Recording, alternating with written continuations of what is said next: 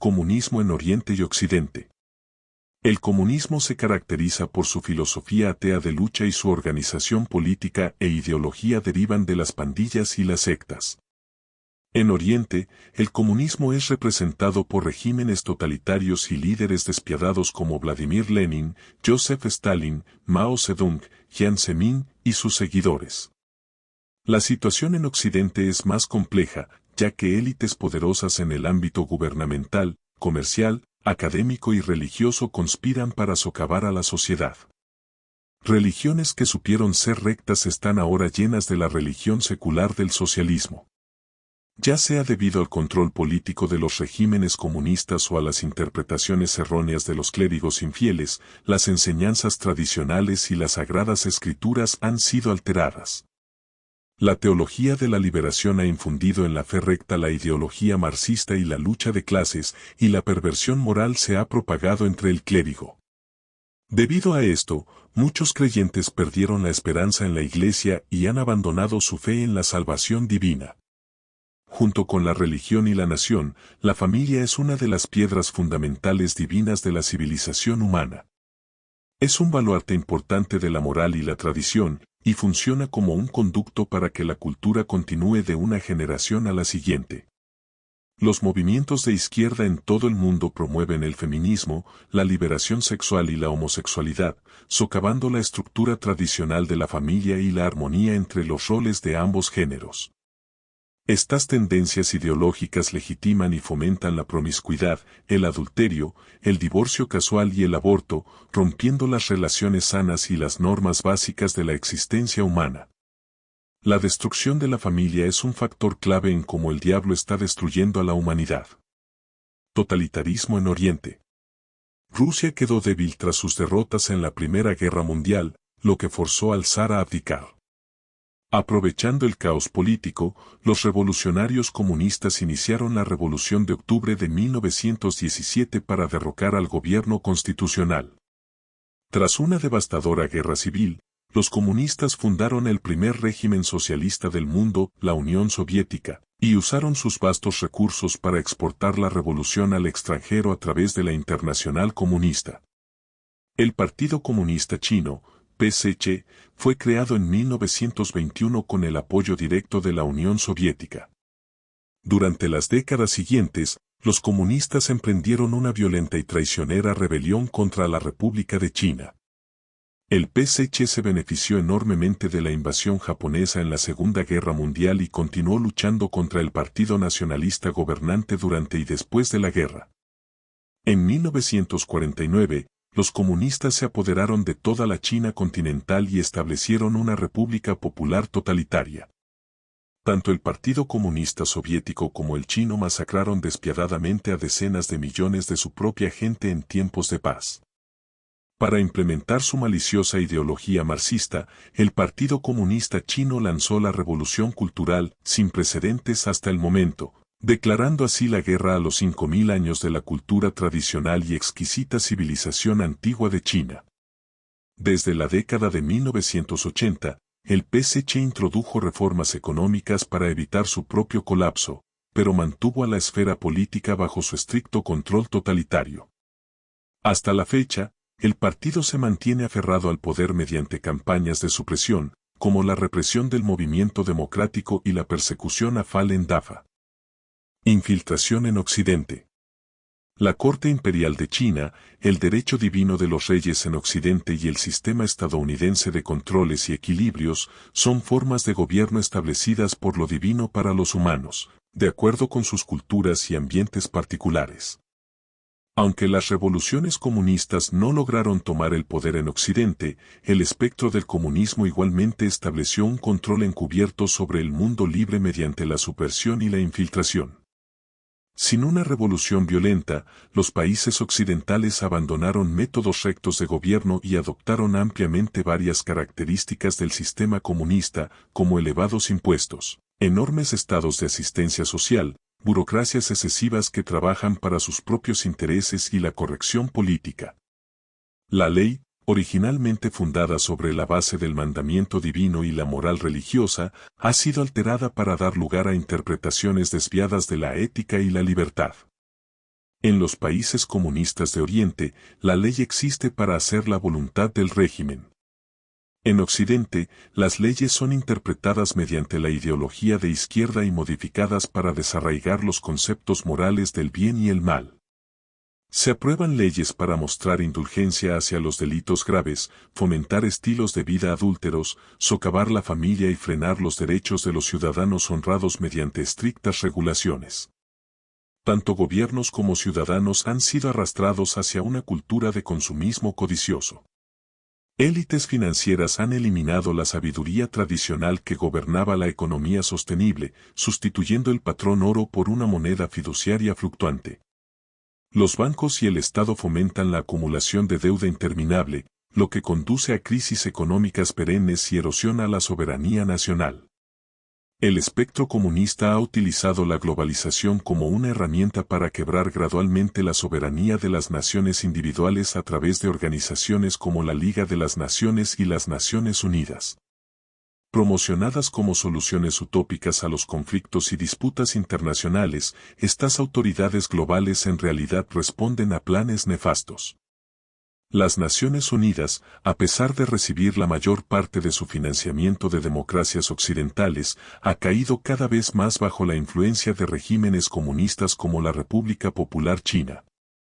Las organizaciones internacionales se utilizan para propagar la ideología izquierdista y socavar los intereses nacionales legítimos.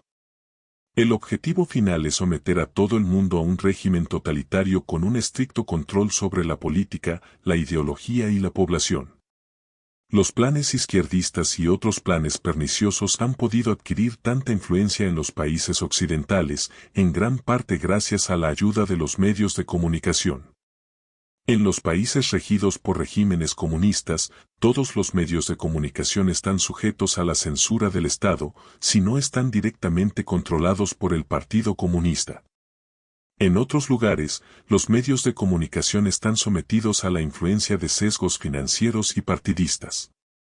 La información y la conversación honestas quedan enterradas bajo una avalancha de sensacionalismo, la virtud de exhibición y noticias totalmente falsas. El colapso de la sociedad.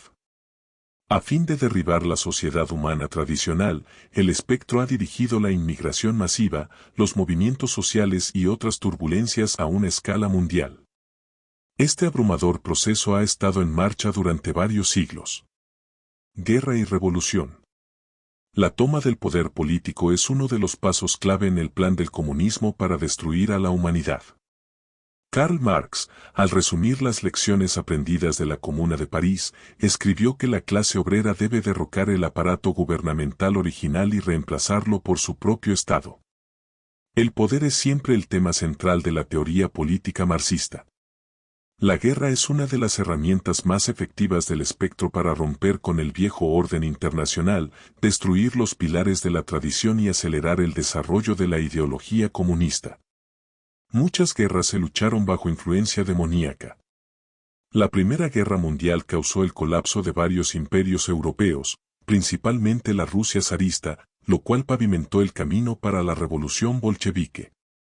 La Segunda Guerra Mundial brindó las condiciones para que el Partido Comunista Chino tomara el poder y para que la Unión Soviética invadiera Europa del Este, estableciendo así el campamento socialista de posguerra. La guerra también generó el desorden de la descolonización, de la cual se aprovecharon los regímenes comunista soviético y chino para apoyar el movimiento comunista a nivel mundial. Los movimientos nacionales de liberación llevaron a muchos países de Asia, África y Latinoamérica a un socialismo autoritario. La instigación de la revolución puede dividirse en los siguientes pasos.